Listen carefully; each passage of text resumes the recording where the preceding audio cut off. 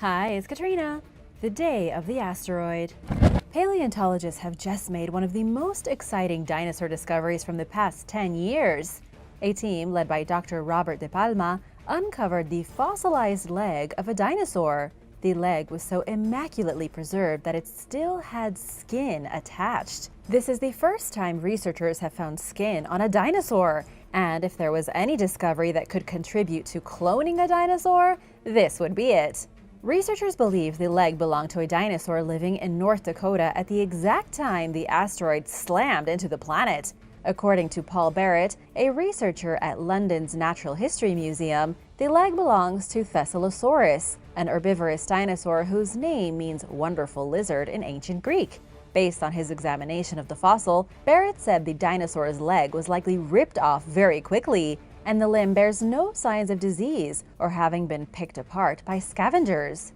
This means that the dino was roaming the land 66 million years ago until it died on that fateful day when the asteroid hit. Unfortunately, the discovery is so new that the details haven't been worked out yet. Some researchers are not convinced since the results haven't been published.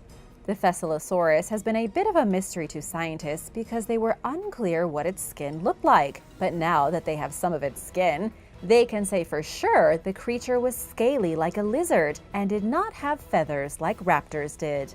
The dinosaur flew.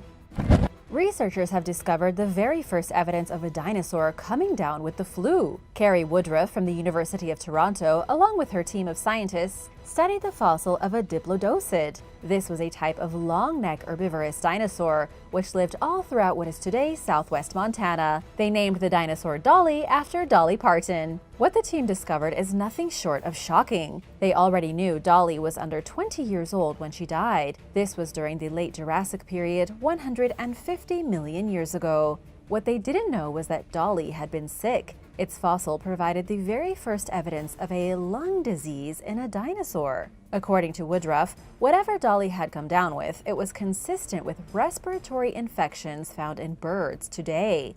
It was a lot like a respiratory disease that some birds get when they breathe in fungal spores. This was evident by the broccoli-shaped bone growth in the dinosaur's neck. Even in the fossil, the researchers could see how the infection had spread from the lungs to the bones and mutilated them, causing the broccoli-like growths. This is arguably one of the most important dinosaur discoveries ever.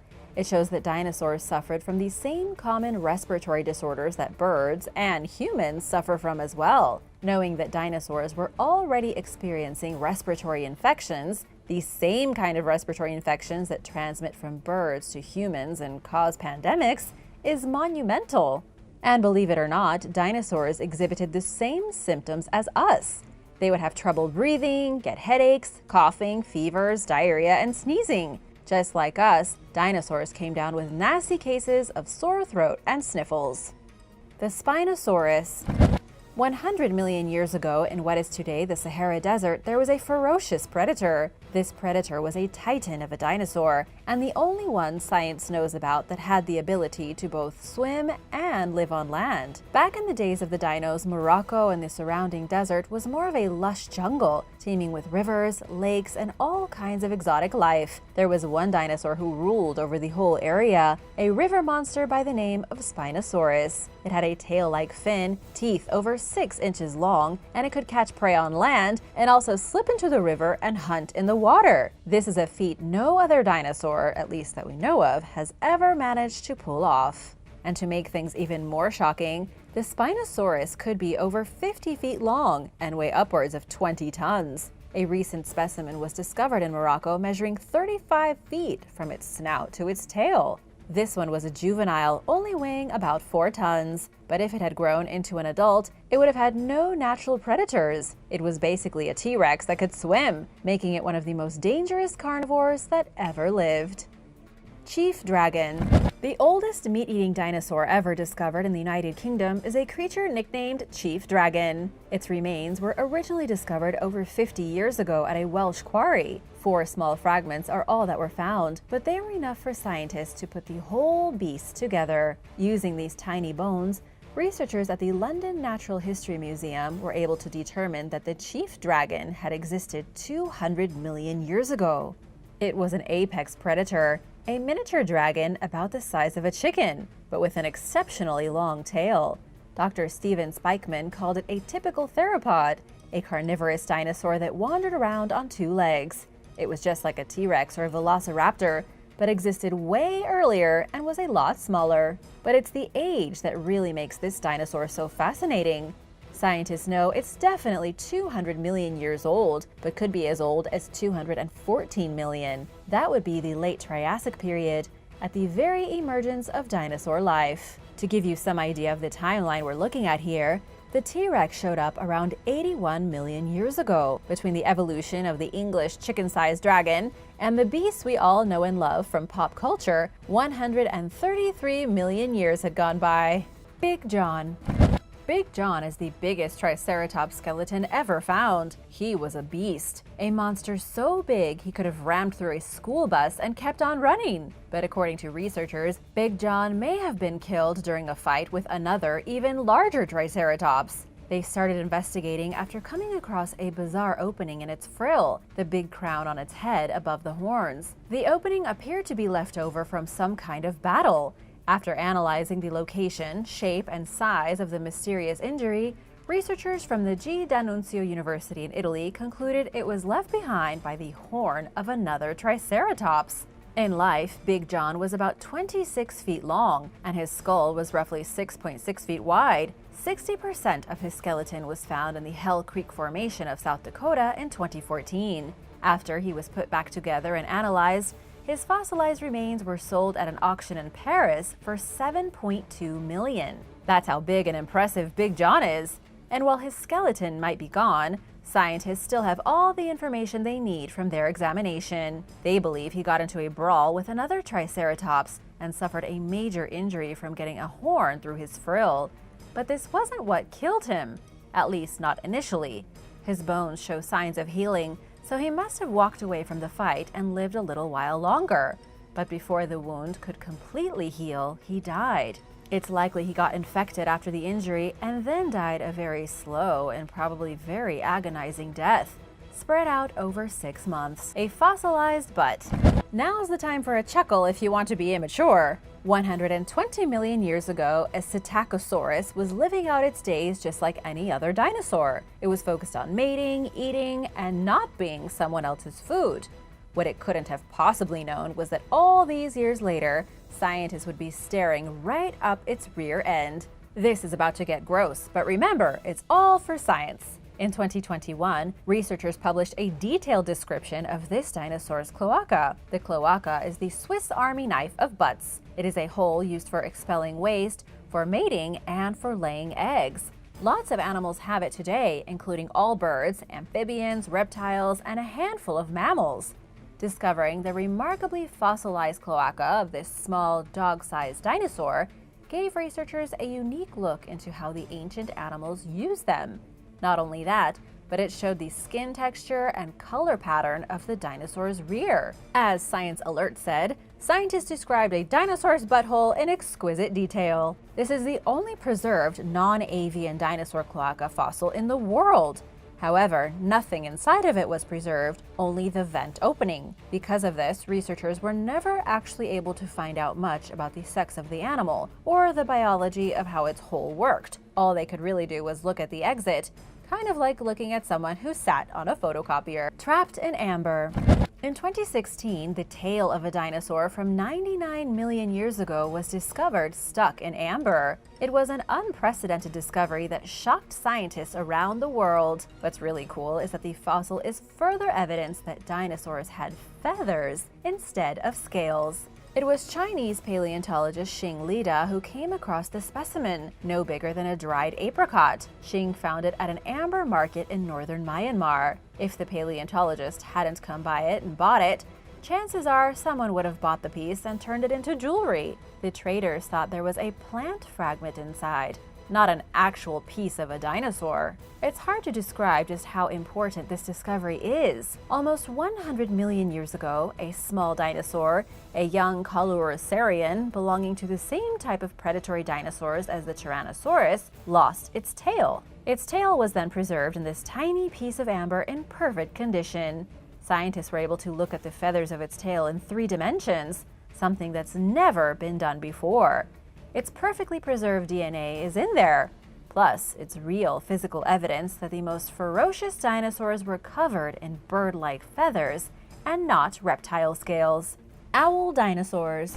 A dinosaur an awful lot like an owl was discovered in the mid-1990s. It's a tiny bird-type dinosaur with long legs, extremely muscular arms with sharp claws on the end, and it lived between 81 and 75 million years ago.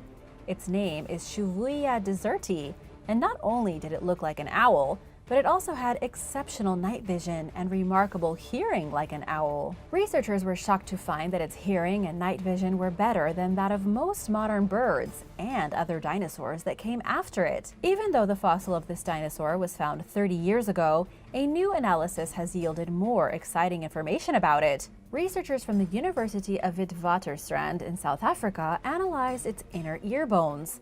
What they found is that it was a nocturnal hunter, yet again, just like an owl. The dinosaur had an extremely large lagina, which is a structure responsible for hearing.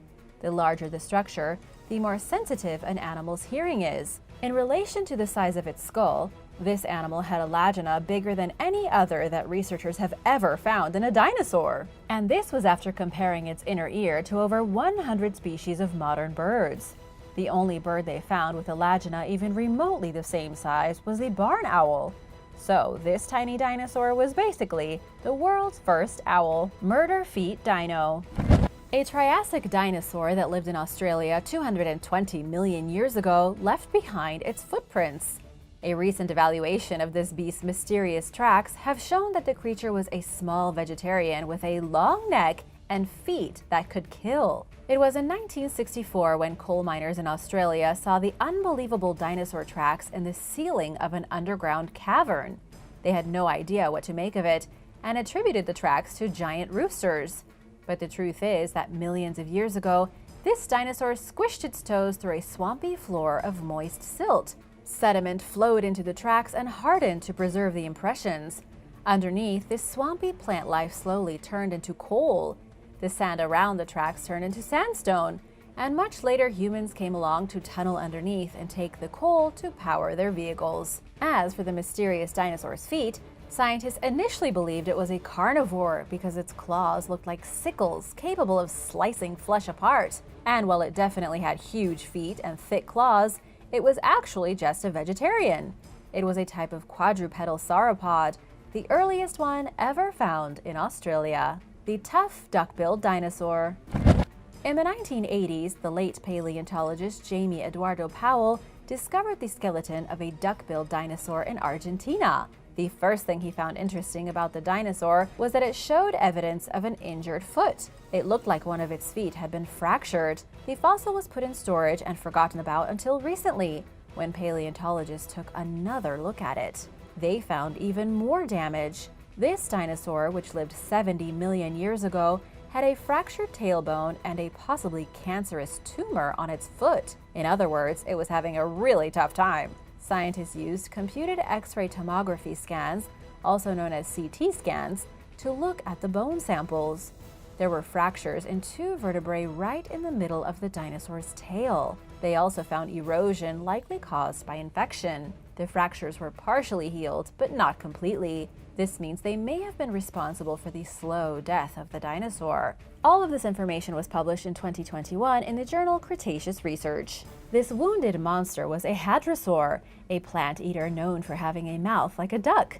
It was about 30 feet long, and they could be found all over the world, from 145 million years ago to 65 million years ago. It took about 500,000 years for them to die after the asteroid wiped out most of the rest of the dinosaurs. These creatures were also fascinating for the ornate crests on their skulls, which scientists believe they used for communication.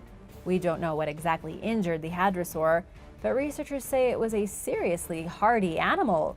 After all, it probably went on living for up to a year, with fractured bones and a nasty infection. Thanks for watching! Which discovery did you like the most? Dunnottar Castle. Dunnottar Castle is a great mysterious fortress stationed on the edge of a Scottish cliff overlooking the North Sea. It's a stunning sight to behold, with the ruined walls on the edge of a precipice that appears to border the edge of existence. The sea stretches out for untold miles beyond, while the broken castle stands like some forgotten lighthouse on the bluff. In truth, Dunnottar Castle is a medieval ruin that covers about 3.5 acres of land, with its outer walls on the edge of the cliff. The water is a 160-foot drop below. The castle is about 2 miles from the small town of Stonehenge, although the earliest record of any settlement in the area comes from the 5th century. A church was originally constructed high up on the cliffs, but nobody knows the precise date when. There are only 2 mentions of Dunnottar Castle in ancient history. A manuscript from medieval Ireland describes military assaults that occurred in 681 and 694 AD. The castle was constructed sometime before this, but how long it stood before it was attacked and burned is unknown. The castle did survive into more modern history, being improved upon in the 14th century and occupied by the most powerful families of Scotland. But by the 17th century, neglect had started to take hold, and by the 18th century, the castle was an abandoned ruin. The Bayers Lake Walls. There is a rather strange place in the Canadian province of Nova Scotia called the Bayers Lake Walls. There are plenty of local stories about this mysterious ruin, but nobody knows its origins. Archaeologists have been confused by the 5-sided stone structure for decades, ever since it was discovered. The very old walls are sandwiched in a tiny piece of forest between a busy highway in Halifax and a shopping center. These crumbling stone walls could have something to do with the Knights Templar. If you're not familiar with the province of Nova Scotia, I'll tell you. It's a small place with only around 1 million residents, situated across the border of Maine, but its history is very old. The Vikings landed near Nova Scotia on the island of Newfoundland about 1,000 years ago, and some believe the Knights Templar came here as well to bury treasure. There is a place called Oak Island. Perhaps you've heard of it? It has a bizarre pit where researchers have uncovered artifacts dating back to medieval Europe. Maybe the Knights Templar brought their treasure and hid it here as they were escaping persecution. But there's no solid explanation as to how they got here. For these reasons, you can see how a ruin with unknown origins could be intriguing. Similar structures have been found in the United Kingdom on the other side of the world. The Native Americans who lived on this land never built anything like it, so it couldn't have been from them. El Pozito. El Pozito is an archaeological site in the Dominican Republic. To better understand its mysteries, we need to take a look back at the island's history. It has a history that goes back centuries, even thousands of years. Columbus arrived on Hispaniola in the 15th century and was met by the Arawakan-speaking people, the true inhabitants of the Dominican Republic. Scientists agree they probably migrated to the island from Venezuela about 2,400 years ago. These were the true archaic people of the island, who used stone tools and lived in relative peace and harmony until the Europeans came. El Pozito is an ancient settlement that once belonged to the first settlers of Hispaniola. All that remains of it today is a square of lush vegetation, what looks like a great spot to have a picnic. But in 2021, a team of researchers from the Sapienza University of Rome dug deep underneath the surface and discovered a hoard of treasures. Archaeological treasures, that is.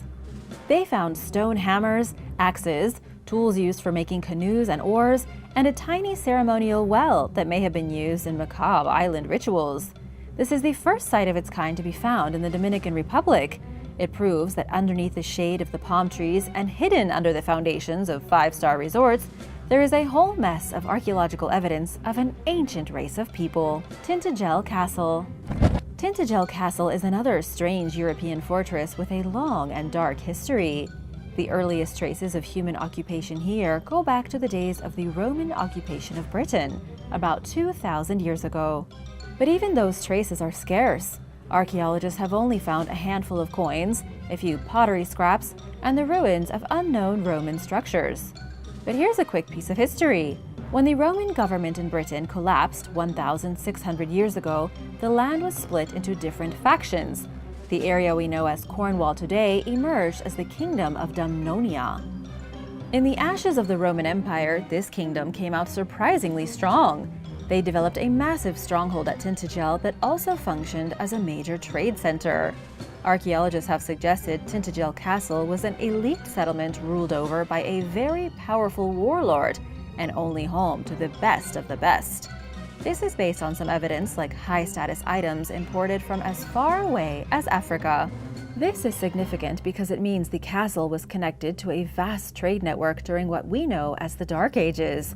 While everyone else was running around in darkness and chaos, the residents of Tintagel Castle were living in luxury. But the true history of the castle is hidden in obscure shadows. Rumors of it began circulating in 1138, after it became connected to the tale of King Arthur.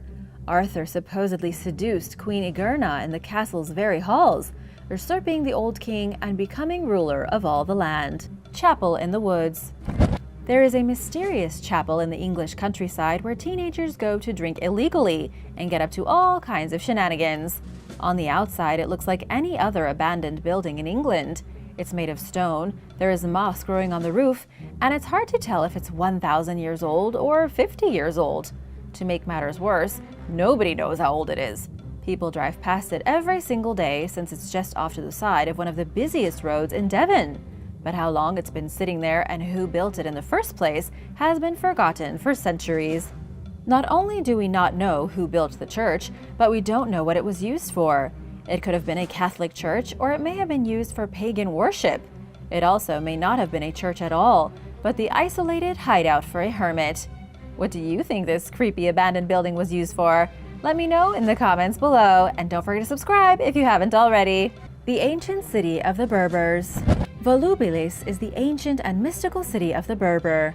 Most historians agree it was probably the capital of the lost kingdom of Mauritania. It's located in modern-day Morocco, situated at the foot of the Great Zerhone Mountain, and on a ridge overlooking the valley of Kumane. This place is ancient. The earliest occupation here goes back to the Neolithic period, or about 5,000 years ago. This has been confirmed by the discovery of ancient Neolithic pottery. But after 3,000 years as a small settlement, the place exploded in the 3rd century BC. The Carthaginians moved in, they constructed a great temple to the god Baal, and the whole place became prosperous. That prosperity ended with the fall of Carthage when they were defeated at the end of the Third Punic War in 146 BC. After the destruction of Carthage, the kingdom of Mauritania rose in its place. They dominated much of northern Africa, all the way from Algeria to the Atlantic Ocean. The kingdom worked with the Roman Republic instead of fighting against it, and one of Volubilis' kings even married Cleopatra Selene II of Egypt. But with the fall of Rome came the end of Mauritania. The great city of Volubilis was abandoned, but not right away. The strangest thing about it is that the city gradually shifted from being a prosperous capital to a cemetery. People continued to live here in very small numbers, up until the 14th century, while filling the city with the bodies of the dead. Mystery Tomb in Scotland. A very mysterious building from the Stone Age was recently discovered in Scotland, at Ness of Brodgar in Orkney. Researchers came across it while they were excavating a garbage dump from about 5,000 years ago. Nobody expected to come across an actual structure. If you're not familiar with the Orkney Islands in Scotland, it's one of the most incredible places in the world. For prehistoric people, the Orkney Islands were quite literally the end of the world. There was nothing beyond them except the ocean all the way to North America, though nobody knew that back then. So as far as they were concerned, the world simply ended. And that could be why there are so many mysterious places here. This newly discovered structure was found very close to the Ring of Brodgar, an ancient ring of standing stones that were built for unknown reasons. The structure is either some kind of building or a chambered tomb. Archaeologists can't agree, although they did find a human arm bone. The haunted Kiyotaki Tunnel. The Kiyotaki Tunnel in Kyoto is known for being one of the most haunted and mysterious places in all of Japan. It's not quite as ancient as the other locations I told you about, but it certainly deserves a mention. The tunnel was originally built as part of the Atagoyama Railway between 1927 and 1928. It's no more than 1,500 feet long, connecting northern Arashiyama to the small town of Saga Kiyotaki. But this seemingly ordinary tunnel has a long and drenched history of violence. First of all, it was built by slaves, and a lot of these slaves either died in horrifying accidents or were executed. It's said the tunnel remains haunted to this day by the spirits of those forced to make it. People who drive through the tunnel have reported seeing ghostly shades in their rearview mirrors. Traffic signals supposedly change suddenly from red to green at night to cause accidents. Some say they can hear women screaming in agony from the nearby forest. Others experience sudden fatigue, extreme headaches, and even nausea or dizziness. While we can't say scientifically that the tunnel is haunted, it's certainly one of the spookiest places in Japan. Kefalonia Island. Kefalonia Island in Greece is a place of wild nature, breathtaking landscapes, and curious natural phenomena. The history of the island is ancient. It used to be called Cephalonia in antiquity and was first occupied over 2,000 years ago. Some even believe the island was the legendary birthplace of Odysseus, the city of Ithaca, which Homer described in his great work, the Odyssey. The island became a Roman province in the Middle Ages, then later an important base for the Byzantine Empire. It was here where the Byzantine soldiers blocked Muslim raids moving into the Adriatic Sea. It was a key strategic point in the countless battles between the Muslims and the Christians during the medieval days, and was finally captured and conquered by the Ottoman Empire in 1479. But like in so many places in Europe, the rulers changed frequently. It was ruled over by the Venetians, Venice was conquered by France in 1797, the French were defeated by the Russian and Turkish fleet, and by 1809 the British had a hold of it. It's a modern tourist destination now, and you might say the mysterious Kefalonia Island has come a long way from the days of Homer and the myths of Ithaca. The Temple of the Moon. The Temple of the Moon was once the religious epicenter of the Moche culture in Peru. It's not to be confused with the cave Temple of the Moon at Machu Picchu. This one was created in the north, built sometime between the 1st and 8th centuries AD out of millions of adobe blocks. It stands in the capital city of Moche. These people built great settlements all along the hot and dry coastline, all the way from the Lambayeque River Valley to the Nepean River Valley, a distance of about 215 miles. There are two megalithic temples here, the Temple of the Sun and the Temple of the Moon. They are both enormous stepped pyramids over 130 feet tall. There were rooms at the top where archaeologists believe kingly priests lived and presided over communal rituals. The big mystery with these temples is that nobody knows what kind of worship went on here. Even though they take the names of the sun and the moon, there is no evidence they were ever dedicated to celestial bodies. Archaeologists don't have much information on the beliefs and religion of the Moche society. Sure, they left behind dozens of settlements, huge temples, and once lived in the biggest city in South America, but they had no system of writing. They didn't write any of their traditions down, and archaeologists have nothing to go on except faded paintings and mysterious artifacts. We know these people were skilled metalworkers, and we know based on archaeological evidence that they practiced human sacrifice, and possibly the ritual consumption of blood. They made goods, pottery, and completed huge sculptures. Many of their artifacts were sculpted in the forms of animals, plants, and what appeared to be demonic beings. But why they killed people and drank their blood, and what exactly was going on in their dual temples, is a mystery that hopefully will be solved. The Moche priestesses. The Moche civilization ruled over a huge swath of Peru between 100 and 800 AD. Although they were mainly an agricultural society, the Moche also had a penchant for human sacrifice.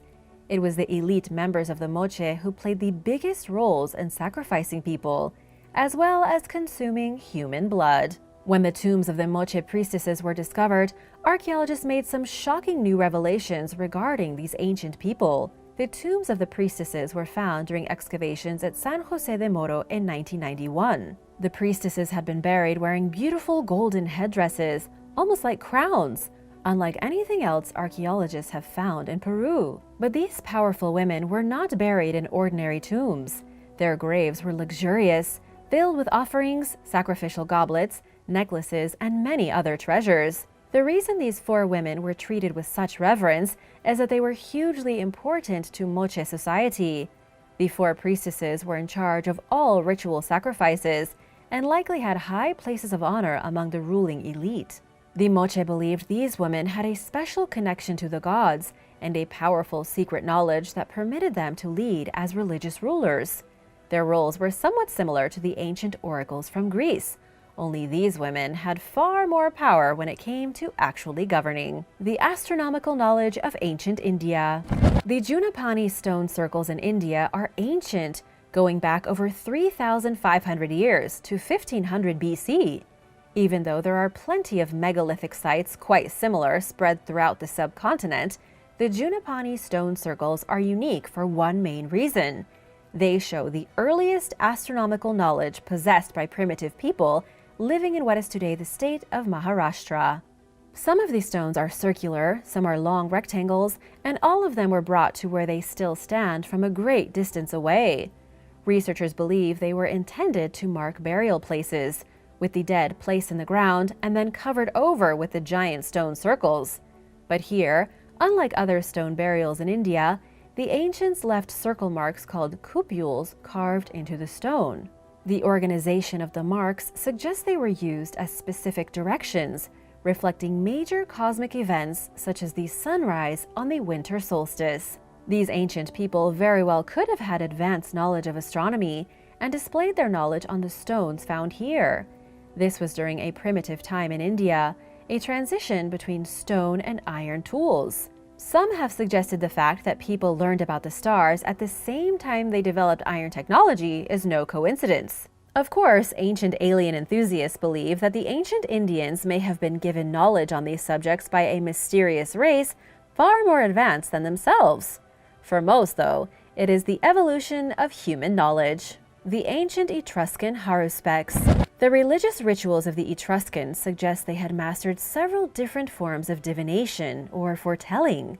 The practice of telling the future in ancient Rome, before the Romans ever came to power, was done by special members of society called haruspex or haruspices.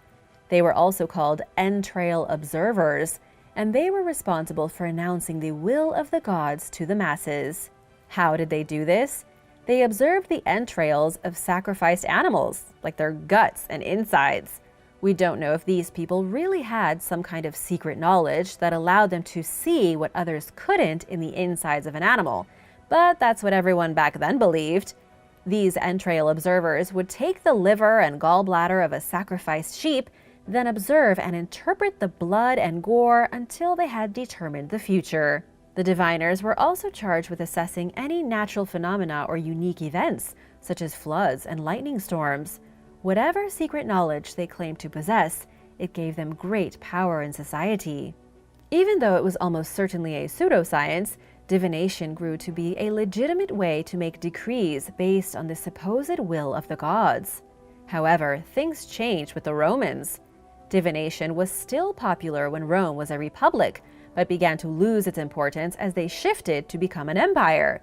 That said, there were still a handful of haruspices around even in the 5th century AD, who claimed to know the will of the gods. Scented sorceresses. Most of the major ancient societies believed in the power of scent. People from all walks of life, from the lowest peasants to the greatest rulers of Egypt, Greece, and Rome, all believed in magic up until fairly recently. In ancient Greece and Rome, people believed spells, curses, and healing magic all had to do with fragrance. Egyptian magicians used smells in their rituals. Scented inks were popular because they were believed to have power, and even doctors thought plants that smelled more pungent were more medically effective. There was even a belief that the gods themselves gave off a sweet odor. Fragrance and potions went hand in hand and could even defeat monsters. We still love perfume and scented magic markers, but did the ancient people have different formulas that could influence behavior? 2,000 years ago, it was believed that certain perfumes had the power to seduce men and even change their behavior or place them under spells. The famous Roman historian Pliny the Elder once wrote that there was a perfume that could make men forget and become totally dumb to what was happening with just one whiff. While it may have been some secret ancient knowledge lost to time, it could also have been an ancient version of morphine or ether. Who knows? Want to give a big shout out to Jennifer Cassia for her donation. Thanks so much for supporting this channel. And if you are new here, be sure to subscribe for more videos like these and to join the Origins Explained family. The Book of Abramelin the Mage. The Book of Abramelin the Mage is an ancient grimoire of magic. a tome that's said to hold all kinds of secret and forbidden knowledge. It's believed to be the inspiration behind many of the works of Aleister Crowley and describes the life of a Kabbalist and magical scholar called Abraham of Würzburg as he journeyed from Germany to Egypt around 1362. It also goes into great detail about his magical and Kabbalistic knowledge, which he passed on to his son.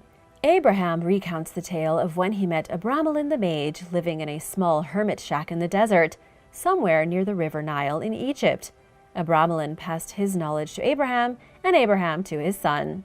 The book comes in the form of 3 individual manuscripts and describes in great detail the purification process that one must go through in order to be able to utilize the great knowledge of Abramelin the mage. Once a person is purified, they can then use spells described in the book for invocations of good and some of evil. One can use magic to acquire treasure, to force someone to love them, fly through the air, breathe underwater, and also raise the dead.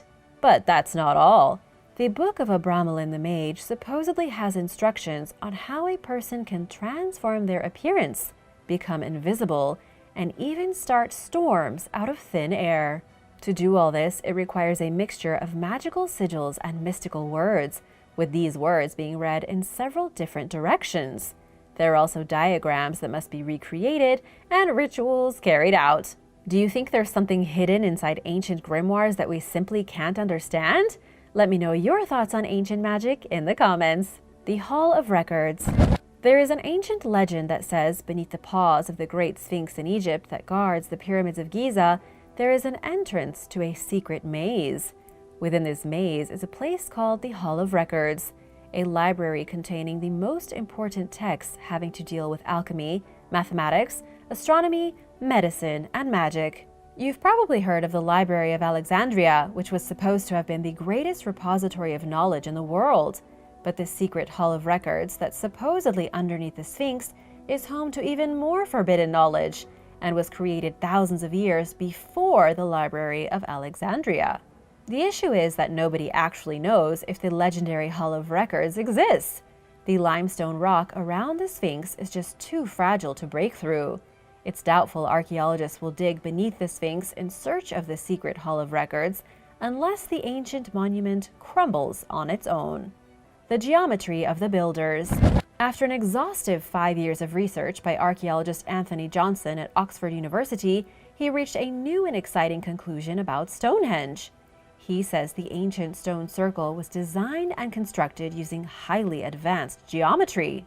In fact, Anthony claims the Britons living on the island during the Stone Age had such powerful knowledge of geometry it could have rivaled Pythagoras, the Greek mathematician known as the father of numbers. Yet this was 2,000 years before Pythagoras ever lived. Obviously, this discovery has major implications for Stonehenge, as well as for the people who built it. Anthony says geometrical knowledge was key in planning, prefabricating, and then erecting the stones at the henge.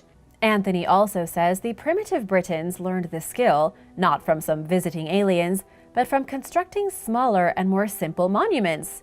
In other words, they learned geometry through trial and error, teaching it to themselves. For proof, take a look at the most geometrically complicated achievement in Stonehenge. There is a circle within the henge of chalk-cut pits, each one marking the point of a 56-sided polygon roughly 240 feet in diameter. To create such a perfect shape, the builders of Stonehenge would have needed sophisticated knowledge of geometry, which they somehow mastered thousands of years before anyone else. The netherworld of Mesopotamia. Since the beginning of time, or at least the beginning of the human consciousness, we have speculated about the afterlife. That is to say, humans have wondered what happens to us when we die. The Egyptians left behind rich funerary texts and guidebooks to the afterlife. We know all about the ancient Maya trials one had to go through to reach their underworld of Xibalba. And of course, Hades in Greek mythology and the Christian heaven and hell are all pretty well known. But what about the Mesopotamian afterlife? Without the written records of their Egyptian counterparts, historians can only piece together clues to understand what they thought happened when they died. We know, thanks to the Epic of Gilgamesh, that Mesopotamians believed in the netherworld. They also believed in ghosts and gods. But what's really fascinating is that the Mesopotamians were some of the first human beings to practice religion, and so many of the stories they concocted were copied, corrupted, and passed down to other civilizations that came after them. They may have been the first to come up with the idea for the netherworld, a shadowy version of real life located deep underneath the Earth's surface. But it wasn't exactly hell. It wasn't a place of great joy, but neither of great misery. It was just a kind of bland, gray place where people went when they died, somewhat similar to aspects of the afterlife described in Greek and Roman mythology as well. The real question is whether the Mesopotamians had some kind of great secret knowledge about life after death. Remember, these are the people who created the stories of the Anunnaki, the celestial beings who came down from space and bestowed secret knowledge upon the cultures of the world, supposedly. It could be that whatever secret knowledge was handed to the Mesopotamians by the so-called Anunnaki gave them insight as to what happened to their souls after they died. The Copper Scroll.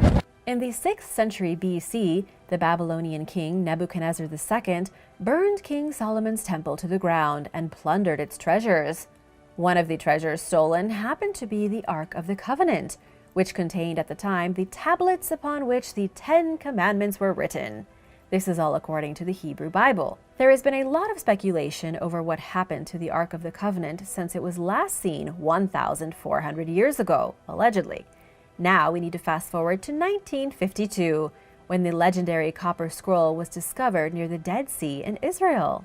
This was around the time that the Dead Sea Scrolls were being uncovered in caves and caverns all over the area. But the Copper Scroll was very different and may not have been connected to the rest of the Dead Sea Scrolls. It could have just been buried in a cave in the same area by coincidence. Whatever the case, the scroll described a vast treasure hidden in multiple locations throughout the wilderness of old Judea. It appeared to be a treasure map pointing to the lost locations of artifacts stolen from King Solomon's temple. This scroll was found over 50 years ago, and no one has found any of the treasure yet. However, that doesn't mean the whole thing is phony. These scrolls certainly belonged to someone who had some secret knowledge of lost artifacts, but considering how long ago the scroll was put in that cave, chances are the artifacts were already found by the time the scroll was uncovered. Necro pants. Ancient Icelandic people made magical pants. What I mean by that is that sorcerers in 17th century Iceland had the forbidden knowledge to create something called necro pants.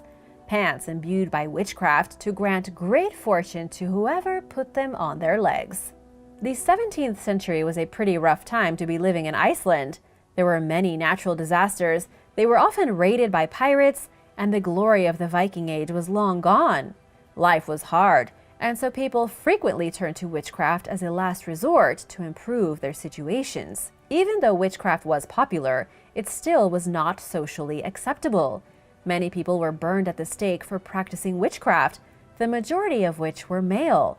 But this didn't stop some sorcerers from making necro pants. The pants were supposed to be able to give whoever wore them unlimited wealth, but of course it was a very tough ritual. To create the pair of pants, a sorcerer needed to make a pact with a friend in which the sorcerer was given permission to skin them from the waist down upon their death. The only way to make a pair of pants was to wait for this person to die, then dig up their remains and remove the skin from the lower half of their body. This would create the pair of pants, which would then be worn over bare skin.